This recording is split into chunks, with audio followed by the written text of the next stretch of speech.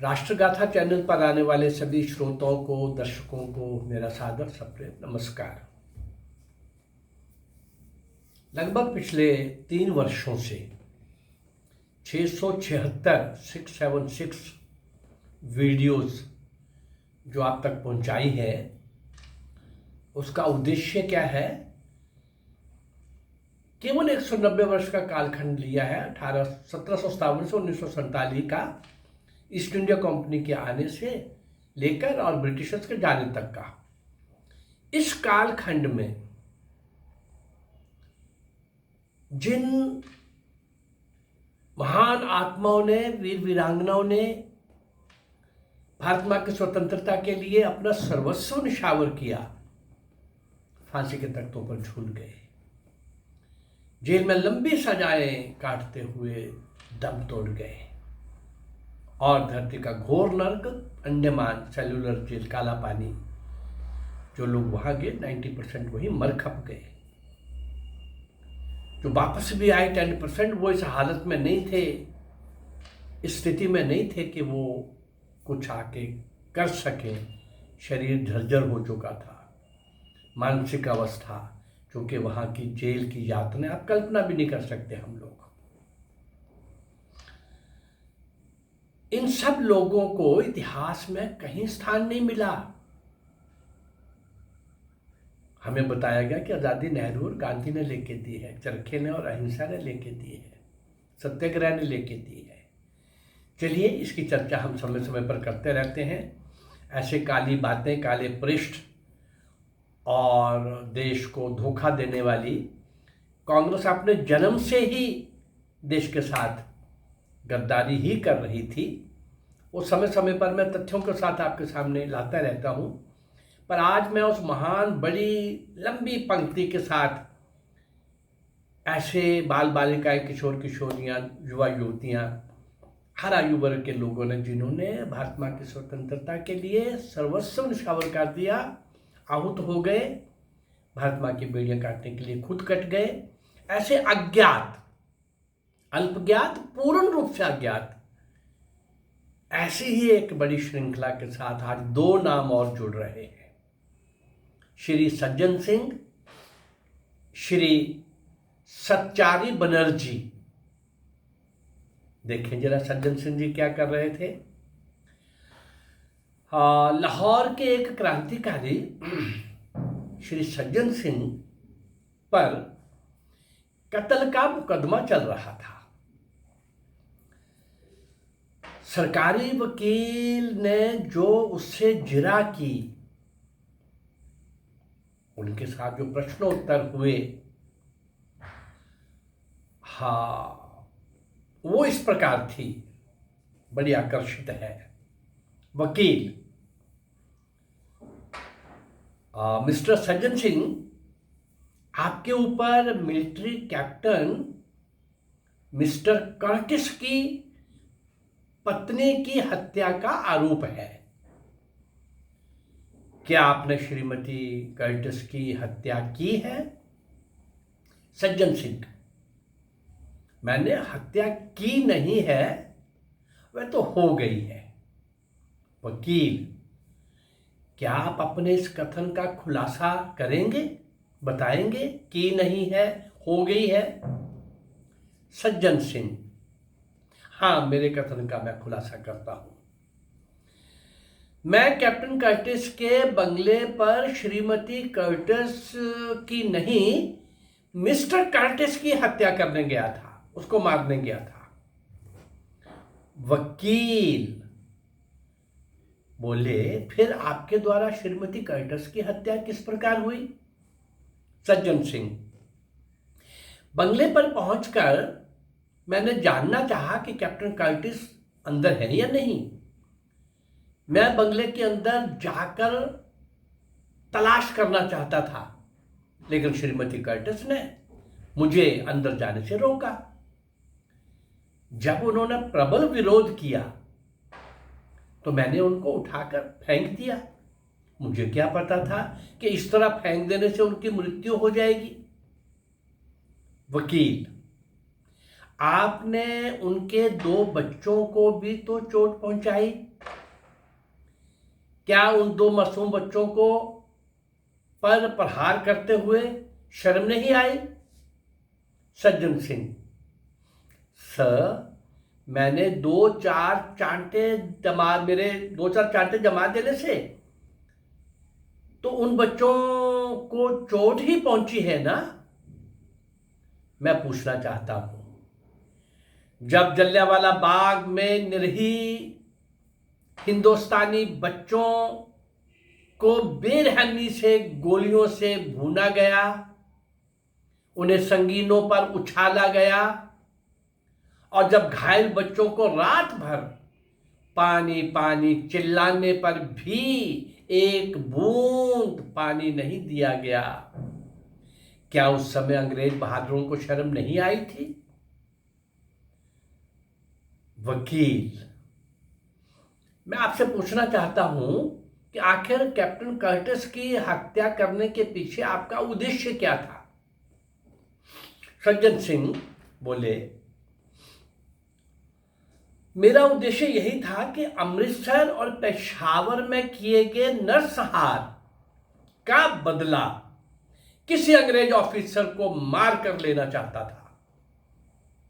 वकील: मैं आपसे पूछना चाहता हूं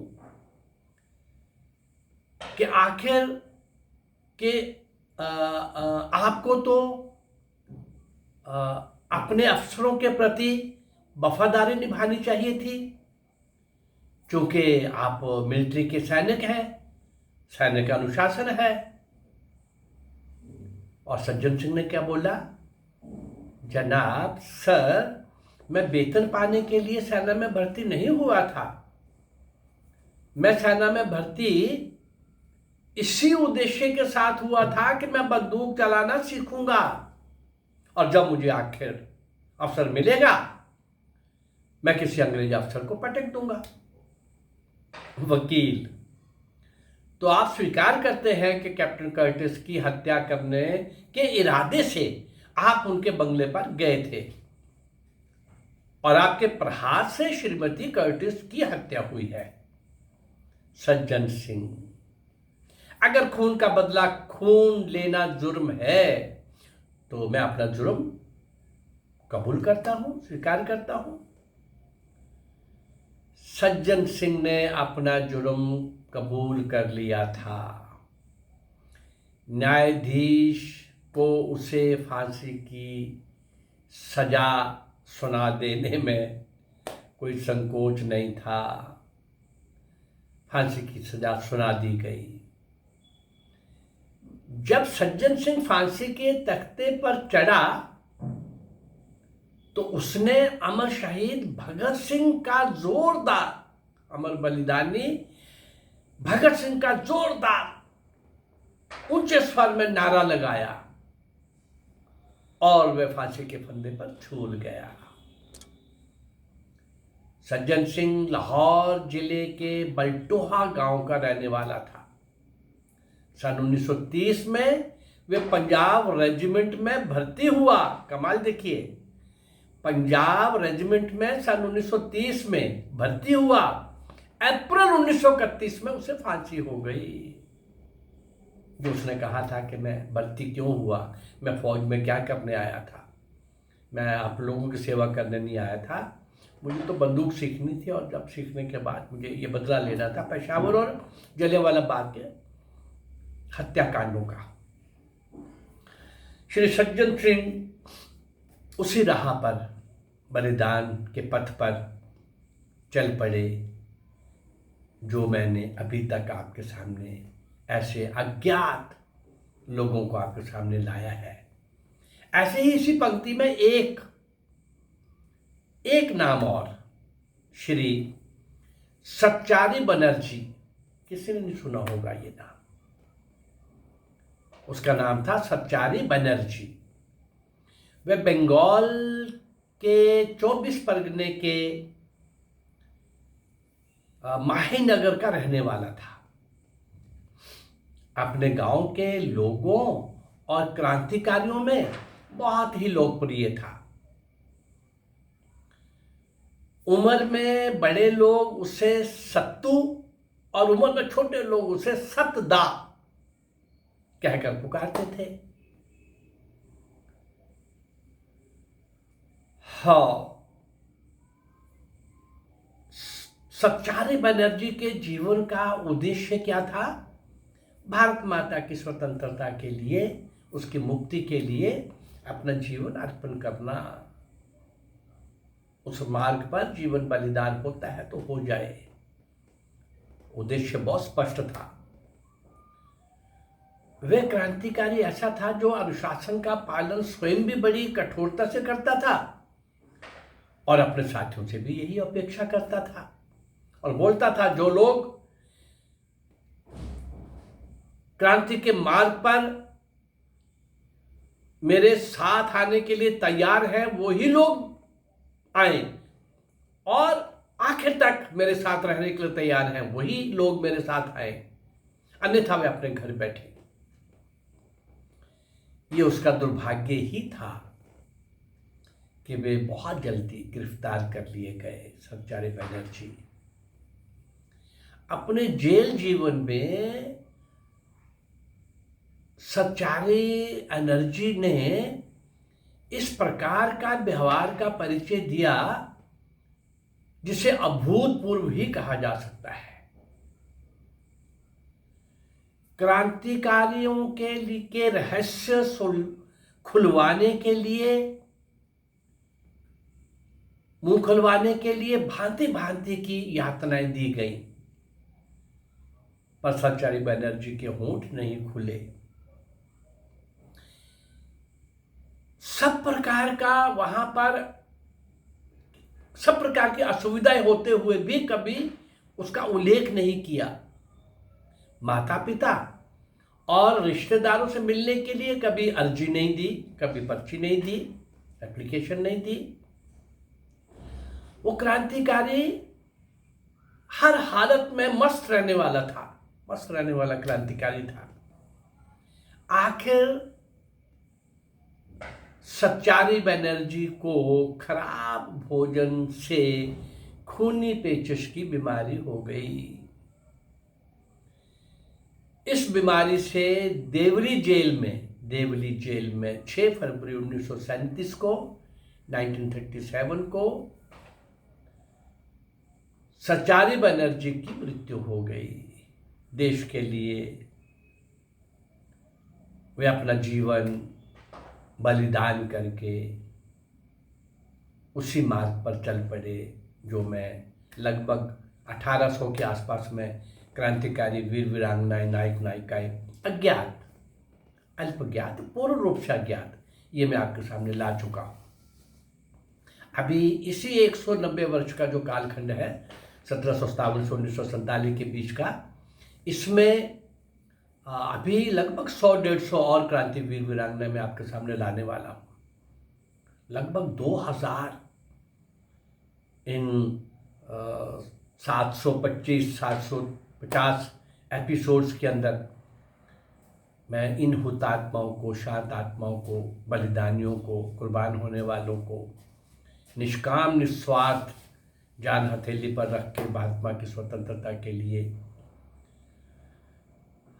हर प्रकार से शांत रहते हुए लेकिन बलिदान होने की चिंगारी और ज्वाला को अपने अंदर रखे हुए देश विदेश में ऐसे सब लोगों को, तो इसी 190 वर्ष के कालखंड में लगभग 2000 क्रांतिकारी मैं आपको देने जा रहा हूँ। 1800 से ऊपर दे भी चुका हूँ, और इसके बाद सिंध के राजा दाहिर से नेताजी सुभाष चंद्र बोस तक का 1000 का कालखंड लूँगा, और उसमें वो शांत आत्माएं, हुतात्माएं, मौन आत्माएं, अज्ञात आत्माएं जिनका बलिदान और शौर्य तो कमाल का था, स्वर्ण पृष्ठ पर लिखा जाना चाहिए था।